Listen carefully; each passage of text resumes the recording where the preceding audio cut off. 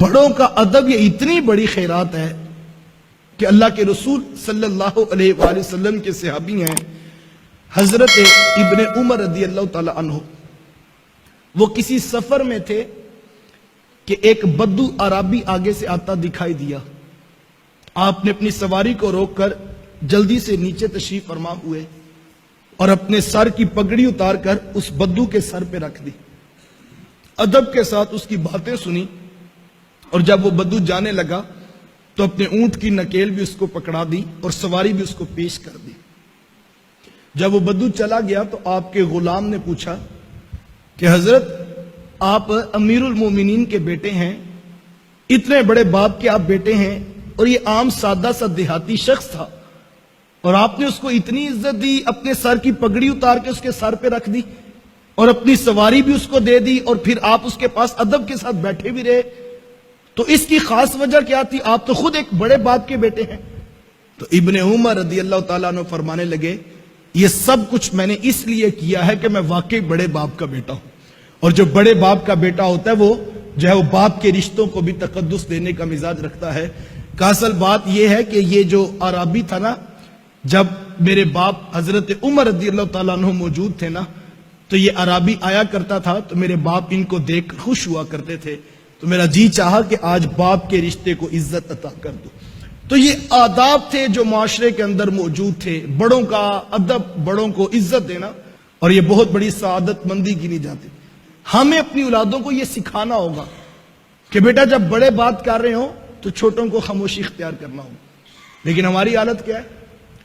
ہماری drawing room کی table پر چند لوگ بیٹھے تھے اور ایک نوجوان جو ہے وہ ترکی بترکی جو ہے بڑوں کو جواب دے رہا تھا اور دلائل کے انبار لگا رہا تھا, اور سب خاموش تھے کہ سفید بالوں والے بھی چپ بیٹھے تھے کہ اب اس بچے کو کیا سمجھائیں.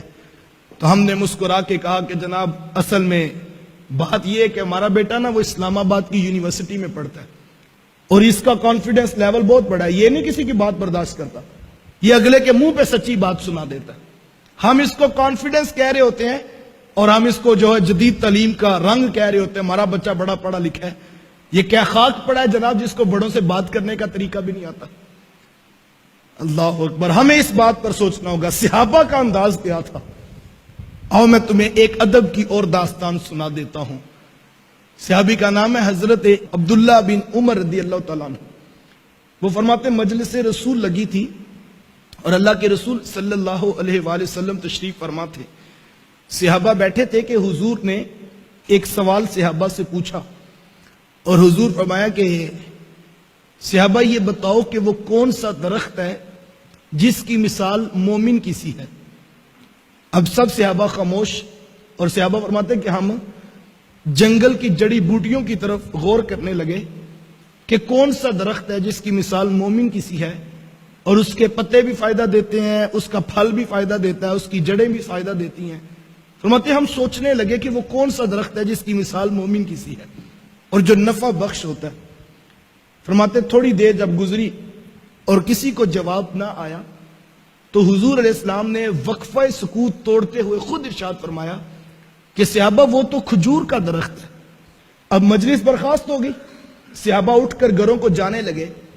جب گھر پہنچے تو حضرت عمر رضی اللہ تعالیٰ عنہ کے بیٹے اپنے والد ماجد سے عرض کرتے ہیں کہ ابا جی آج حضور نے سوال کیا تھا نا, اور حضور نے پہلی پوچھی تھی کہ وہ کون سا درخت ہے جس کی مومن کی سی مثال ہے. حضرت عمر رضی اللہ تعالیٰ عنہ فرمایا ہاں بیٹا حضور نے یہ بات پوچھی تھی. تو کہا کہ پھر جواب اس وقت تو کسی کے ذہن میں نہیں آیا. تو ابن عمر رضی اللہ تعالیٰ عنہ عرض کرتے ہیں اللہ کی قسم ابا جی مجھے جواب آتا تھا. تو کہا بیٹا آپ نے بتایا کیوں نہیں؟ اگر آپ بتاتے تو مجھے بھی خوشی ہوتی کہ عمر کے بیٹے کو جواب آتا تھا. تو ابن عمر نے کتنا خوبصورت جواب دیا. کہا ابا جی میں نے صرف اس لیے جواب نہیں دیا کہ جب ابو بکر و عمر جیسی شخصیات چپ بیٹھی ہیں تو پھر میں جواب کیوں دوں. یہ تھا وہ ادب جو صحابہ کے بچوں کو بھی آتا تھا. اللہ اکبر, کسی بات پر اگر بڑے خاموشی اختیار کر لیں تو چھوٹوں کو بھی پھر خاموشی اختیار کرنی ہوگی.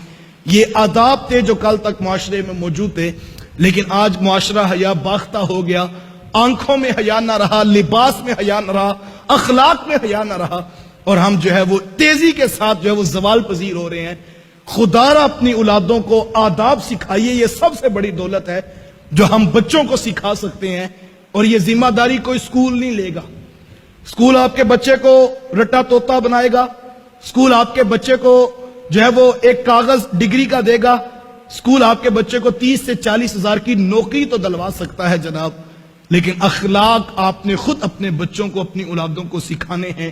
اور اس کا بہترین طریقہ کیا ہے، کس طرح اولادوں کو یہ اخلاق سکھائے جا سکتے ہیں؟ جب آپ اپنے گھروں میں وقت دیں گے، اپنی اولادوں کے ساتھ وقت گزاریں گے، تو آپ کی اولادوں کو خود بخود اخلاق سیکھنے کا موقع نصیب ہوگا۔